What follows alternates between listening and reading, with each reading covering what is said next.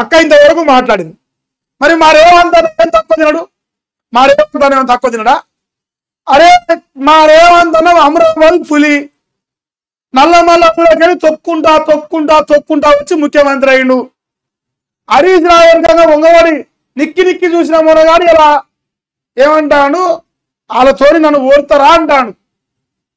అంత అసలు రాజకీయ చరిత్ర ఏంది, దాని పేరేం పేరా, పిండిపల్లినేమో బీజేపీలా, తర్వాత ప్రైమరీ స్కూల్ ఏమో టిఆర్ఎస్ లా, కాదా ప్రైమరీ స్కూల్ ఏమో బీజేపీలా, హై స్కూల్ ఏమో టిఆర్ఎస్ లా, కాలేజ్ ఏమో టీడీపీలా, ఇలా ఉద్యోగం ఏమో కాంగ్రెస్ లా.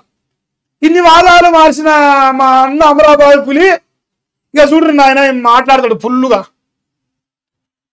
కల్వకుంట్ల కుటుంబంలో 1,00,000 కోట్ల చిచ్చు ఉన్నదట. దోపిడీ సొమ్ము కోసం బావ బామ్మర్ది అన్న చెల్లె కొట్లాడుతున్నారని రేవంత్ అన్న అంటున్నారు. వాళ్ళు కొట్టుకొని మమ్మల్ని బదనాం చేస్తున్నారు. వాళ్ళ వెనక వీళ్ళ వెనక ఉండాలి నాకు లేదు.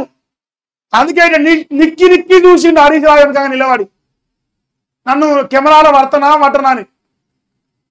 ఏం రేవంత్ అన్న రాజీనామా రానే, ఆయన కాదు మంత్రి పదవి రాజీనామా చేసి హరీష్ రావు గారు వెనకంగా ఆయన వెనక నిలబడి నిక్కి నిక్కి చూసింది గుర్తున్నదా అన్న? యాది మర్చిపోయిండు, గతం మర్చిపోయిండు.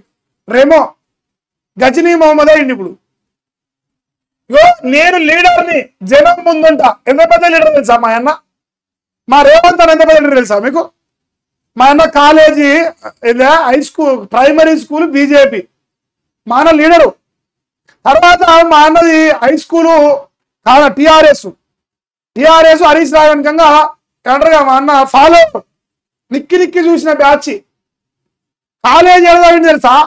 తెలంగాణ ద్రోహి చంద్రబాబు నాయుడు గారికి ఎడదవిండు పచ్చరంగు పార్టీలా. మీకు ఇంకా పెద్ద విషయం చెప్పనా, మన తెలంగాణ వచ్చిన కూడా పెద్ద నాయకుడే తెలంగాణ ద్రోహుల పార్టీలో ఉన్నాడు. ఆనాడు కూడా తెలంగాణ పార్టీలో లేడు.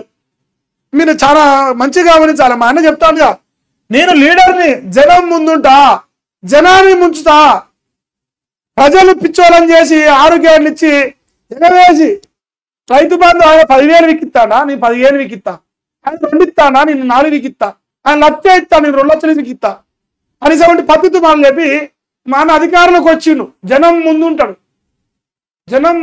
జనంలో ఉంటాడు. అందుకే జనాల్ని ముంచి అధికారంలోకి వచ్చిండు.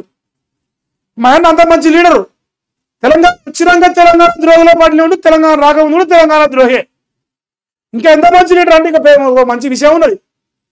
మా రేవంత్ అన్న ఏంది వాళ్ళన్న పుసుకుల జై తెలంగాణ అన్నారు అనుకో, తెలంగాణ ఉద్యమంలో ఆనాడు అన్నారు అందరూ తెలంగాణ బిడ్డలు.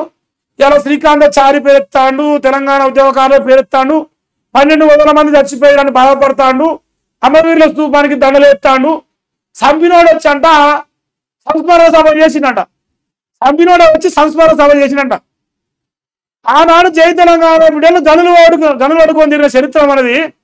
పుసుకున్న జై అంటే సంపుతనాలు వచ్చినోడు తెలంగాణ తల్లి అని ఇలా అంటాడు. 1,200 మంది చంపిన బలిదేవత అన్న మునగాడట, ఇలా లీడర్ అట. జనం ముందున్నాడంట, జనం లోన ఉన్నాడంట. అబ్బో చూడరు ఆయన కేసీఆర్ చచ్చిన పావంట, అందుకే జనాలు చంపుతాడు.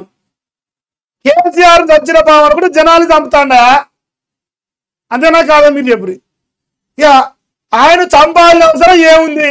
అన్నను మనం బీకే పని లేదు ముఖ్యమంత్రికి వెళ్ళి. రేపు 2028 ఆయన దిగిపోతాడు. ఇక మనం దించాలి, శ్రమ పడాలనే అవసరం మనకు లేదు. రేవంత్ అన్న తనంతట తానే దిగిపోతాడు. రెడీగా ఉంటారు మీరు. ఖమ్మం జిల్లా చండ్రుగొండ బహిరంగ సభలో సీఎం ప్రసంగం. భద్రాద్రి కొత్తగూడెం జిల్లాలో ఇందిరమ్మ ఇండ్ల గృహప్రవేశాలు. తన ఇల్లు కట్టుకున్నప్పటి కంటే ఇప్పుడే ఎక్కువ ఆనందపడ్డారని వాక్యం.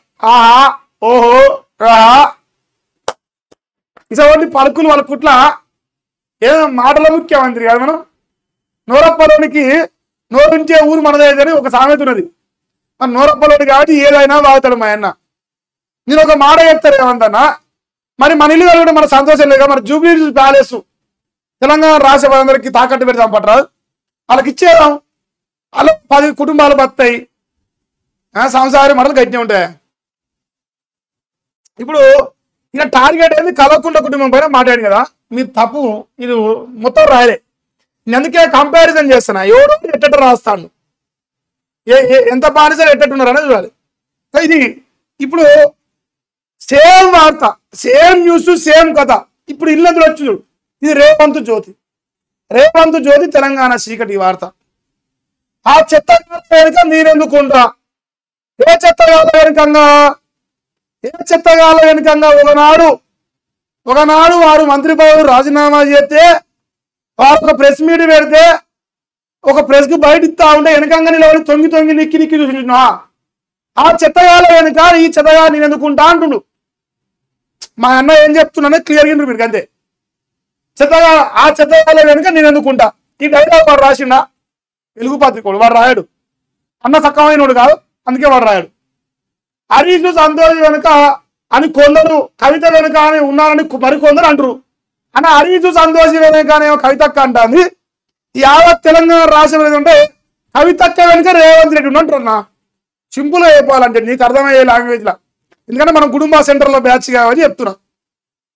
మనం 80,000 పుస్తకాలు చదవలే, కుటుంబ సెంటర్లో బ్యాచ్ కాబట్టి మనకు అర్థం కాదు. కాబట్టి ఏం చెప్తుంటే, హరీష్ రావు సంతోష్ గారి వెనుక నువ్వు ఉన్నవా లేవా మేము చూస్తలేం, కానీ కల్వకుంట్ల కవితక్క గారి మాటల వెనుక, చేతల వెనుక, అన్నింటి వెనుకంగా ప్రస్తుతానికి రేవంత్ అన్నే ఉన్నాడని ప్రజలుగా మేము అనుకుంటున్నామన్న, మా ఉద్దేశం చెప్తున్నాం. అలాంటి దిక్కుమాల ఆరోపణలు చేసేవారిని బండకేసి కొట్టాలి. కల్వకుంట్ల కవితక్కని బండకేసి కొట్టాలంట. చూసినావా అక్క, మన కన్యామణులు కొడుతాందక్క. ఎవరైతే నిన్ను ఇలా ప్రేరేపించినో, ఎవరైతే ప్రేరేపిస్తే నువ్వు మాట్లాడినవో వారే నిన్నేమంటారంటే బండకేసి కొట్టాలంటుండు అక్క. ఇక నీ వల్ల లబ్ధి పొందాడు, నీ వల్ల హరీష్ రావుని డ్యామేజ్ చేయడానికి ప్రయత్నం చేసిండు, కానీ లాస్ట్కి నిన్న ఇలా బండకేసి కొట్టాలంటుండు. మా అన్న అట్లుంటుంది లెక్క. అమరాబాద్ పులి తొక్కుతూనే ఉంటాడు, తొక్కినంత వరకు తొక్కుతూనే ఉంటాడు అంతే.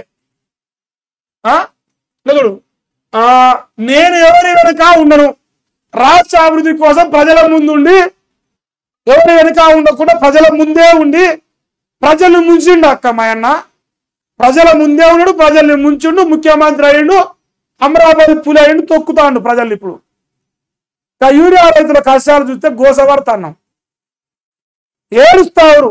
రైతాంగం కళ్ళకి వెళ్ళి కండనీరు తీస్తావురు 2 యూరియా కడల కోసం. ఈ రాజ్యం పేరు ఏం పేరు? ఇందిరమ్మ రాజ్యం, చీకటి రాజ్యం. ఇందిరమ్మ రాజ్యం అంటే గిత్తే ఉంటది. మా అన్న చెప్పేది మీరు క్లియర్గా అర్థం చేసుకోరు. ఇక ఇంకేందా, అవినీతి సొమ్మును ఎలా పంచుకోవాలో తెలియక ఆ కుటుంబంలో పంచాయతీ. రాష్ట్రంలో మరే పార్టీ వద్ద బతకవద్దనుకున్న బీఆర్ఎస్ కాలగర్భంలో కలిసిపోతుంది. ఈ మొనగాడు మొదలుపడతాడు. తిన్నింటి వాసాలు లెక్క అంటే గిడ్నే ఉంటుంది రేవంత్ అన్న. మనం అదే పార్టీలో పుట్టినాం, అదే పార్టీలో రాజకీయం చేసి అదే పార్టీలో బతికినాం, తిన్న పల్లె అని దాన్ని అంటారు లెక్క. ఇప్పుడు తిన్నింటి వాసాలు లెక్క అంటే గట్టినే ఉంటుంది లెక్క. పాలమూరు పేదవారికి ఎగ్జిబిషన్ కాదు, ఇంక ఇది ఒకటి ఉన్నదిలే. ఇది ముచ్చట. వాస్తవానికి రేవంత్ వెలిగేమో రాసింది, రేవంత్ జ్యోతేమో రాసింది, 2 కంపేర్ చేస్తే తెలంగాణ రాజధాని చూతగా లెటర్ చేస్తానే పత్రికలు రేవంత్ రెడ్డి ఆస్థానం మీరు అర్థం చేసుకోవాలి. అర్థం చేసుకోకపోతే మీ కర్మ, నేనేం చేయలేను. నేను చెప్పిన